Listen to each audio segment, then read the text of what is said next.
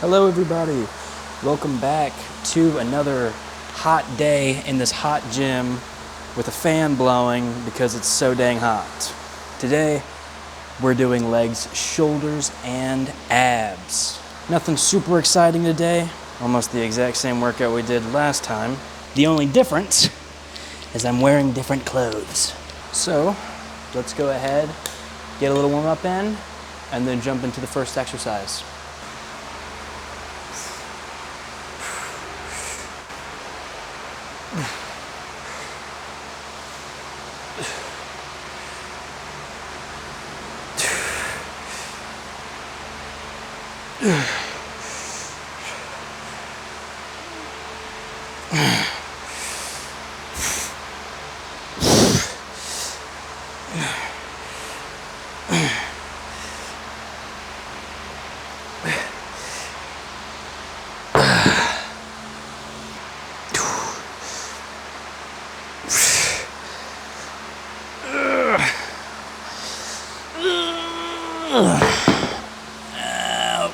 They're grabbing up.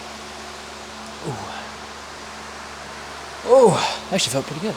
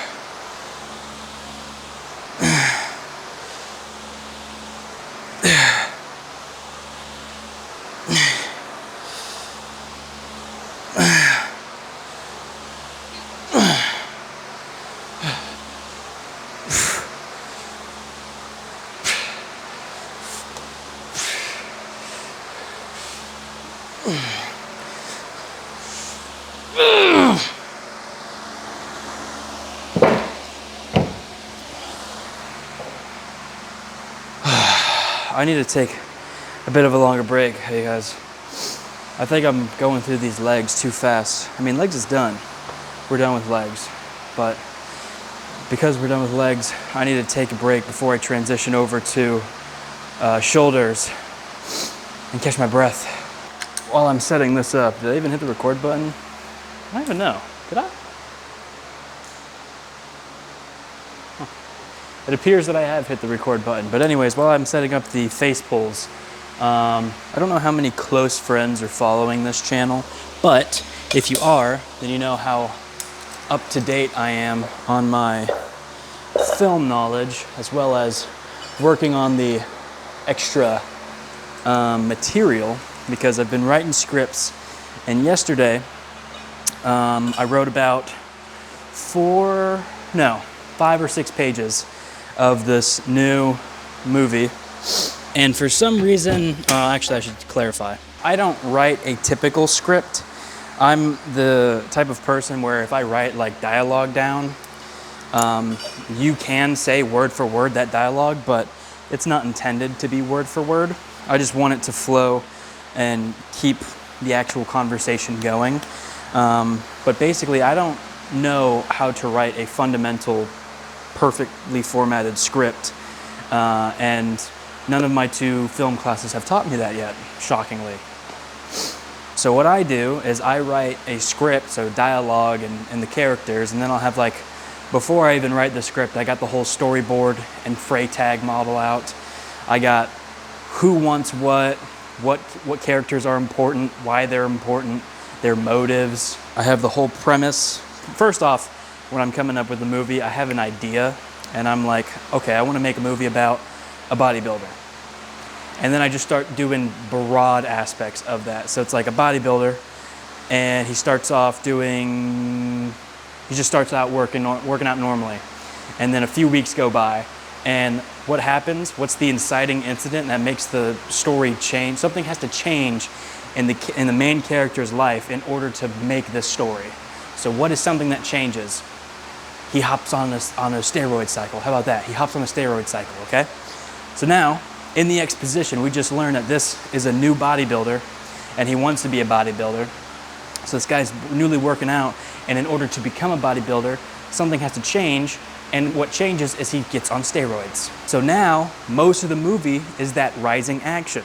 That's gonna be like event, something happens, this happens, and because this happens, and therefore because that has happened, and so on and so forth. Then we get to the all hope is lost, which is like, is he going to fail becoming a bodybuilder? Then at the climax, we see, boom, he does become a bodybuilder. He wins his Mr. Olympia, or he wins his, I don't know, some competition.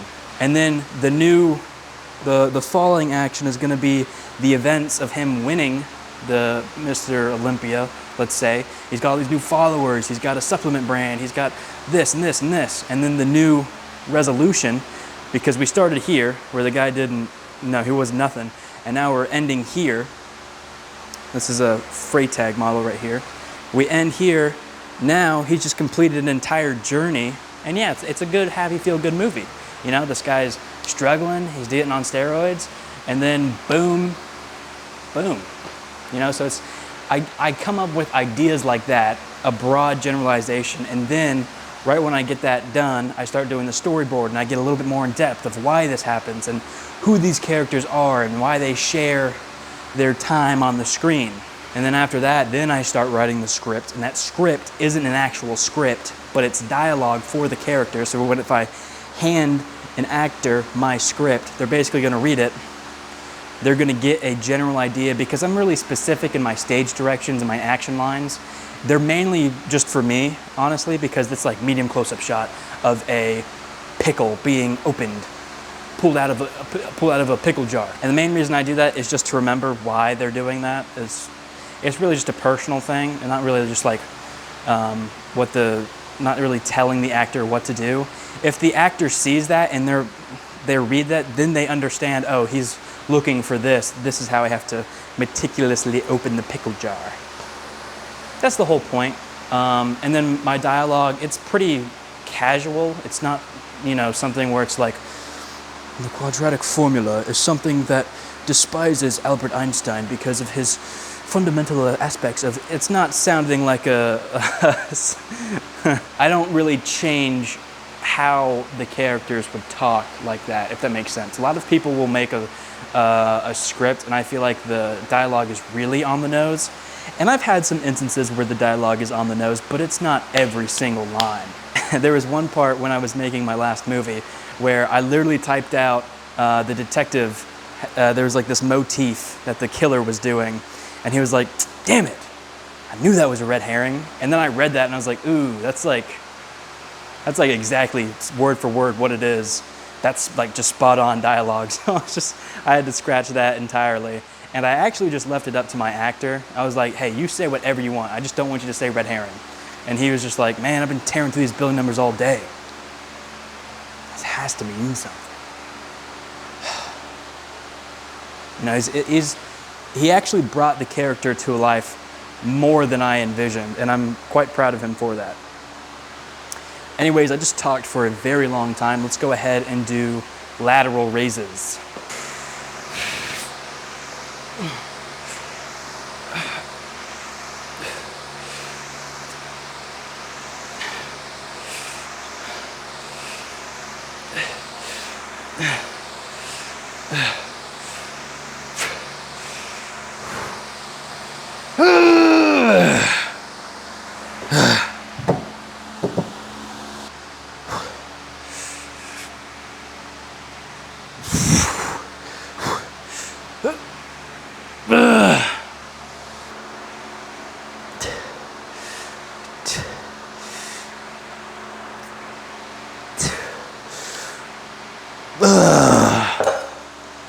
For only 25 pounds and doing like 20 reps of it, It gets a good stinging sensation, I won't lie. Got something in my system. She said, why you gotta take it so far? Excuse me, I'm out of rhythm. Taking pills and sleeping in a car.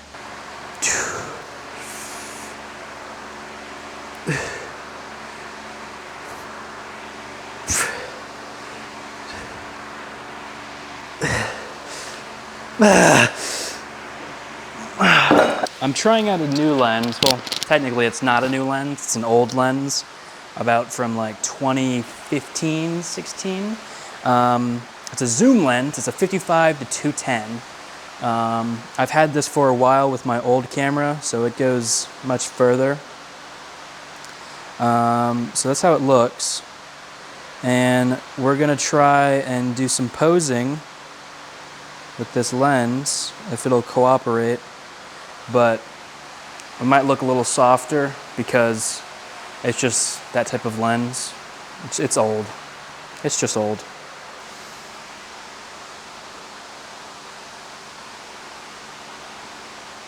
That's not bad.